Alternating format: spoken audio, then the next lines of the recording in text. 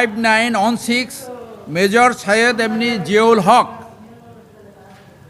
যাকে স্বৈরাচারী সরকার জঙ্গিবাদ তকমা দিয়ে তার বিরুদ্ধে টোটাল 60টি মামলা করেছিল, যে মামলার মধ্যে 3টি মামলায় তার ফাঁসির আদেশ হয়েছে, 4টি মামলা চলমান রয়েছে। 2011 সালে একটি তথাকথিত কু অ্যাটেম্পট হয়েছিল সেনাবাহিনীতে। সেটা মূলত ছিল বাংলাদেশে জঙ্গিবাদ সৃষ্টি হয়েছে, তথাকথিত জঙ্গিবাদ নিধনের নামে সেনাবাহিনীর ধর্মপ্রাণ যারা অফিসার ছিল তাদেরকে টার্গেট করা হয়েছিল।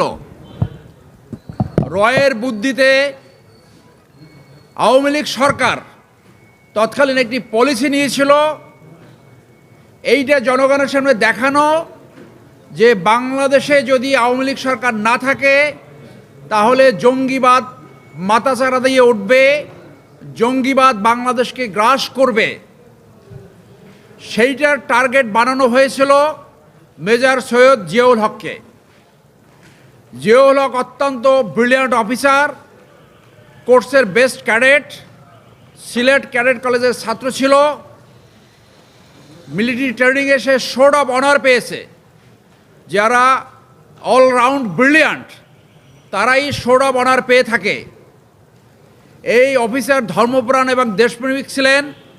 তাকে টার্গেট করে সে ছুটিতে ছিল 23শে ডিসেম্বর 2011 সালে। ছুটি থাকাকালীন সাভার তার এক আত্মীয়র বাসা থেকে তাকে অ্যালেজডলি রয়ের অফিসার সহ ইন্টেলিজেন্স অফিসাররা তাকে গুম করে। 2 দিন গুম রাখে। এরপরে 25শে ডিসেম্বর 2011 সালে সে পালিয়ে যেতে সক্ষম হয়। সে অত্যন্ত বুদ্ধিমত্তার সাথে বলেছিল, তাকে যখন গুম করে ইন্টারোগেশন করছে, অনেকটা তাকে টর্চার করেছে, সে তখন বুদ্ধি খাটিয়ে বলেছিল যে আমি কোনো কিছু আমার ব্রেনে রাখিনি, আমি একটা পেন ড্রাইভ, তোমরা যেখান থেকে আমাকে ধরে নিয়ে আসছো সেইখানে একটা পেন ড্রাইভ আমি থ্রো করে ফেলে আসছি। তখন তারা নিজেরা লোক পাঠালো, পেন ড্রাইভ খুঁজে না পেয়ে পরবর্তীতে তাকে নিয়ে যায়। সে সেই সুযোগে রাতে নিজের জীবন বাঁচাতে সক্ষম হয়েছে ওখান থেকে পালিয়ে গিয়ে। 2011 সালের পরে আমরা জানতাম না সে জীবিত আছে কি না। আপনারা জানেন মেজর জাহিদ নামে এক অফিসারকে জঙ্গি সাজিয়ে সেই সময় ডিবির মনিরুল খুন করেছে। মেজর জিয়া বুদ্ধিমত্তার সাথে তার জীবন বাঁচাতে সক্ষম হয়েছে। একটি সিনেমা আছে এস্কেপিং ফ্রম দ্য ডেথ, এই সিনেমার বাস্তব সংস্করণ হইল মেজর জিয়া। বুদ্ধিমত্তার সাথে তার জীবন বাঁচাতে সে সমর্থ হয়েছে। পরিবর্তিত পরিস্থিতিতে ফ্যাসিজমের পতনের পরে তিনি 2টি আবেদন করেছেন। একটি আবেদন করেছেন আইন উপদেষ্টা এবং ঢাকার ডিসি বরাবর তার এই পলিটিক্যাল মোটিভেটেড মামলাগুলা প্রত্যাহার করার জন্য। আরেকটি আবেদন করেছে স্বরাষ্ট্র উপদেষ্টা এবং আইজিপি বরাবর তার খোঁজ পাওয়ার জন্য যে 20 লক্ষ টাকা পুরস্কার ঘোষণা করেছিল সেইটি প্রত্যাহার করার জন্য। আপনাদের কাছে একটি তথ্য উপস্থাপন করি যে কীরকম সাজানো ছিল, যে নাটক সাজিয়েছে কিন্তু স্ক্রিপ্টটা ঠিকমতো লিখতে পারেনি। এই অফিসে প্রথম বানাইলো জেএমবি সদস্য, তারপর তাকে বানাইলো আল কায়দার সদস্য, তারপর তাকে বানালো আনসারুল ইসলামের সদস্য, এরপর বানালো তাকে আইএসের সদস্য।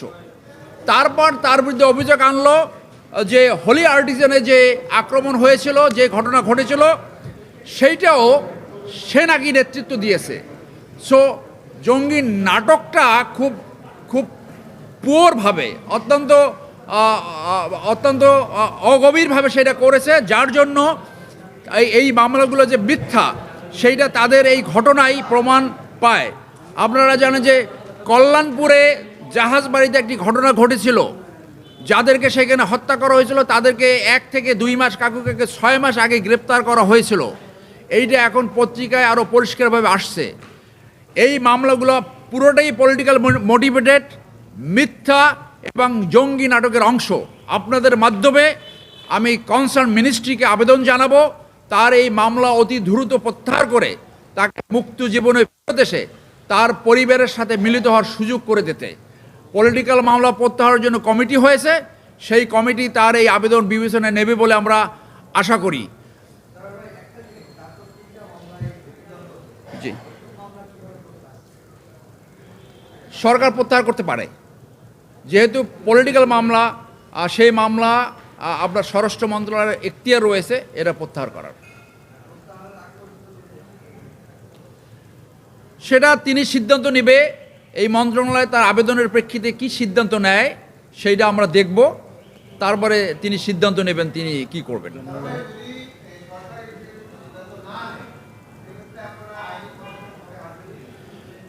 সরকার যদি তাকে যদি ন্যায্যতা প্রদান না করে, তাকে ন্যায় বিচার প্রদান না করে, তাহলে তো আইনি প্রক্রিয়া ছাড়া আর কোনো উপায় নাই। সেটা তার যে মামলাগুলো চলছে, যেগুলো সাজা হয়েছে সেগুলো আপিল করতে হবে, আর যেগুলো চলমান সেগুলোকে কন্টেস্ট করতে হবে। সেটা তিনিই সিদ্ধান্ত নেবেন পরিস্থিতি মোতাবেক। আমরা এইটুকু নিশ্চিত তিনি বিদেশে রয়েছেন, কোন দেশে আছে সেটা এখনও ডিসক্লোজ করেনি। আমার সাথে তিনি হোয়াটসঅ্যাপে কথা বলেন, এবং যখন পরিস্থিতি আরও ফেভারেবল হবে নিশ্চয়ই তিনি আপনাদের সামনে হাজির হবে, নিশ্চয়ই ভিডিও ইন্টারভিউ দেবে। তিনি প্রতিদিনই বাংলাদেশের খোঁজখবর রাখছেন, এবং যে ইন্টারভিউটা অলরেডি প্রকাশিত হয়েছে আপনি দেখেন যে প্রতিদিন আপডেট তার কাছে থাকে, এবং সে পরিস্থিতি অবজার্ভ